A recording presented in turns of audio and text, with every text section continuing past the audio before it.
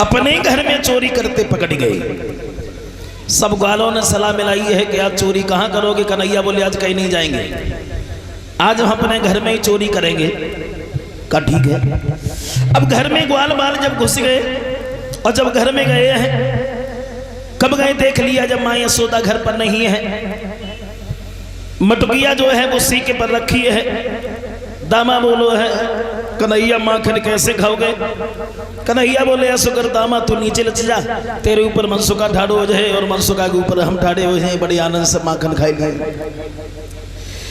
दामा को नीचे ले जाओ, दामा के ऊपर मनसुखा ठाड़ो बहो, मनसुखा के ऊपर भगवान कन्हैया खड़े बहे, माखन को खाने लगे हैं।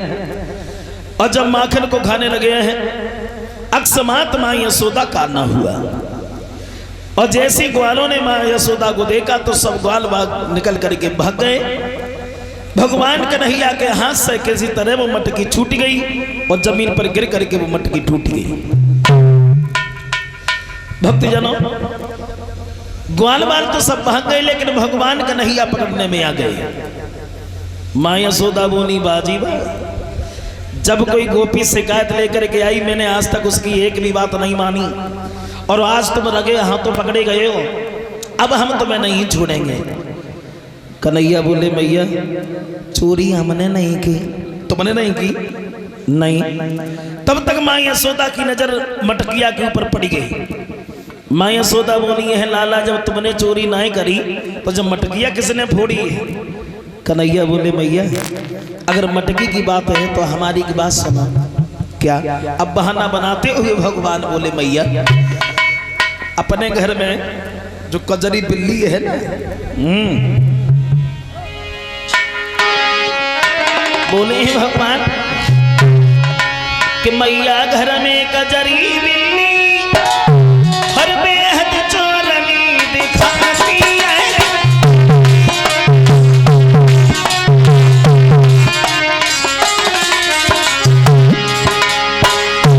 अपने घर में जो कजरी बिल्ली है ना, उसने ये मटकी फोड़ी है, चोरी हमने नहीं की।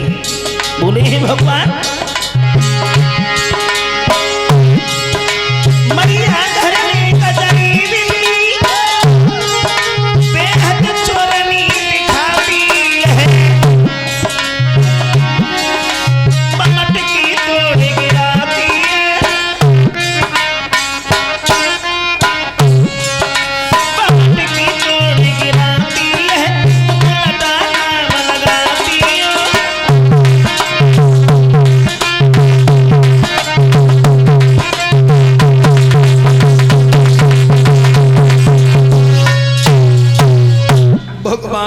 मैया चोरी हमने नहीं की है। अपने घर में जो कजरी बिल्ली है ना, उसने ये मटकी फोड़ी है, चोरी हमने नहीं की। इधर भगवान कन्हैया बहाना बनाने में लगे हैं तो माँ यशोदा बोली अब हम तुम्हें नहीं छोड़ेंगे, तुम कितने भी बहाने बनाओ। जब कोई गोपी शिकायत लेकर के आती है, मैंने आज तक उसकी एक भी बात नहीं मानी। अब भगवान कन्हैया बड़े परेशान हैं, क्या करें। तब तक माँ यशोदा भगवान कन्हैया को बांधने लगी। जो सी रस्सी लेकर के आती है वो रस्सी छोटी पड़ जाती है। यहाँ तक हुआ कि सारे मोहल्ला की रस्सी इकट्ठी कर ली, लेकिन भगवान फिर भी बदले में नहीं आया। अब ये समझ में नहीं आता है कि वो रस्सी घट रही है या श्याम सुंदर का अंग मोटा होता जा रहा है। भगवान कन्हैया ने देखा है कि माँ यशोदा बहुत परेशान है, तो एक छोटी सी रस्सी में बंध गए और माँ यशोदा ने कन्हैया को ले जा करके ऊखल से बांध दिया, अपन घर से बाहर निकल गई। भगवान कन्हैया ने देखा है कि माँ यशोदा घर से बाहर निकल गई। उसी आंगन में दो वृक्ष खड़े हुए थे, यमला और अर्जुन के। भगवान कन्हैया ने वो खली दोनों वृक्षों के बीच में फंसाई है, झटका मारा तो दोनों वृक्ष टूट गए। उन दोनों वृक्षों से दो पुरुष प्रकट हो गए।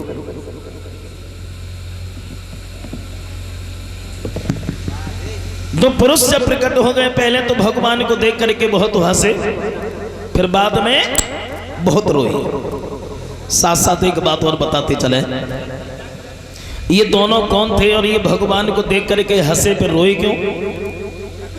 आवत संक्षेप में देख लेते हैं। ये दोनों जो थे कुबेर के लड़का थे, कैलाश निवासी थे, शंकर जी के वरदानी थे।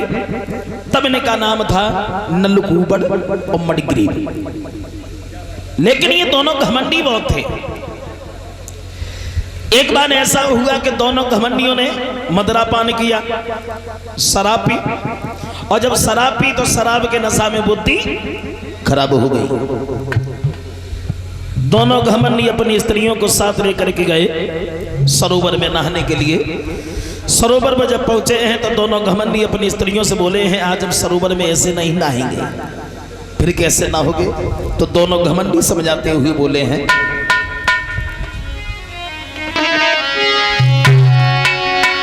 वस्त्र उतारो मेरी प्यारी आज नंगे हुई किनारे।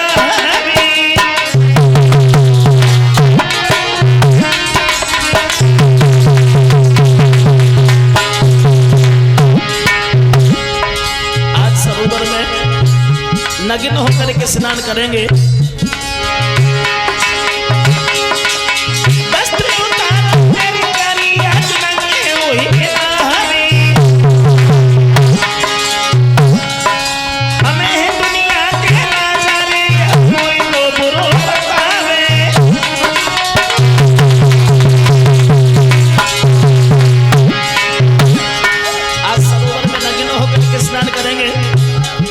स्त्रियां मना करती रही लेकिन वे दोनों घमंडी नहीं माने। सरोवर में जब नग्न होकर के स्नान करने लगे हैं, अकस्मात देव ऋषि नारद का आना हुआ।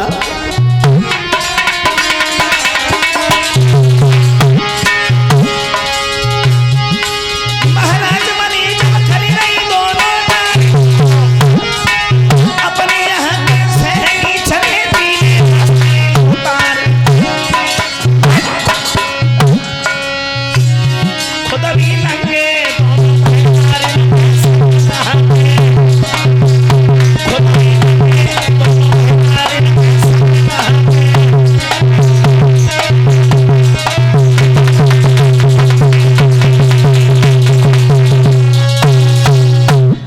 घमंडी बोले हैं, आज सरोवर में नग्न होकर के स्नान करेंगे। स्त्रियां मना करती नहीं लेकिन वे दोनों घमंडी नहीं माने। सरोवर में जब नग्न होकर के स्नान करने लगे हैं तो अकस्मात देव ऋषि नारद का आना हुआ।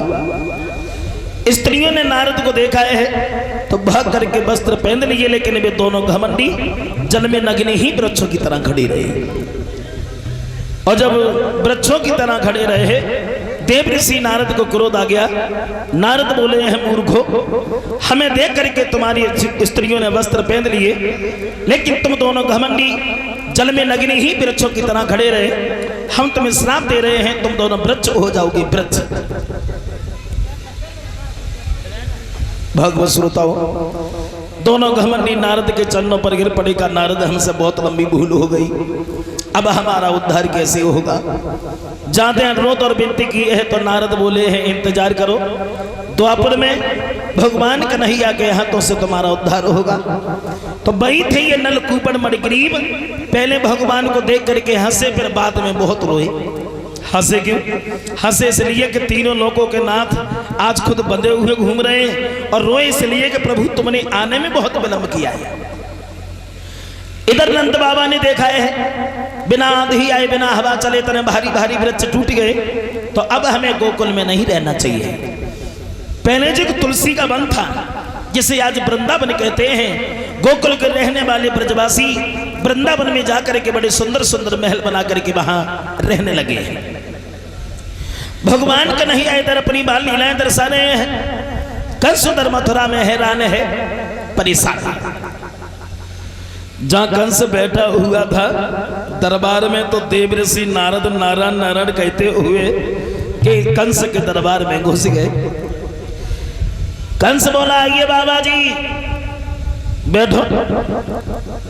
हजारों महात्मा हमने मरवा दिए, हजारों जेल में भरवा दिए, लेकिन हम तुम्हारा सम्मान करते हैं, बैठो। नारद बोली, कंसराज, ये चेहरा मलिन कैसा है तुम्हारा? क्या हुआ? चेहरा पे मुस्कान नहीं दिखाई पड़ रही है, कोई परेशानी है? अज्ञान बन करके नारद सवाल करने लगे हैं और बोले हैं, कंसराज हमें एक बात बताओ,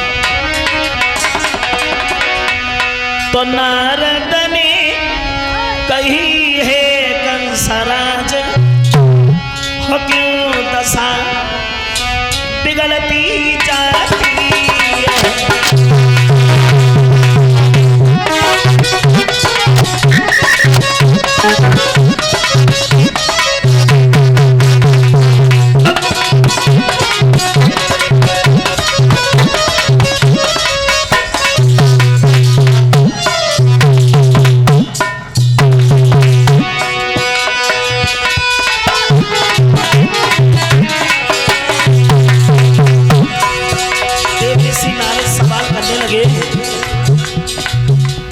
हम जब कभी आते थे बड़े खुश बड़े मगन दिखाई दिया करते थे,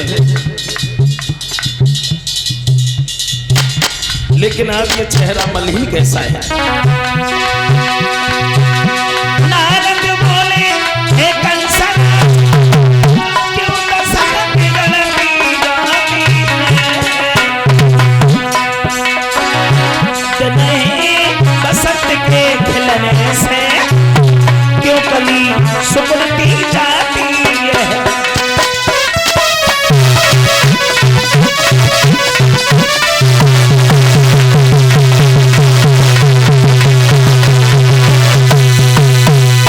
देव ऋषि नारद बोले हैं कंसराज, हम जब कभी आते थे बड़े खुश बड़े मगन दिखाई दिया करते थे, लेकिन ये गुलाम जैसा चेहरा मुरझा क्यों गया है, क्या बात है। कंस बोला बाबा जी तुम जानने के बाद पर भी अज्ञान बने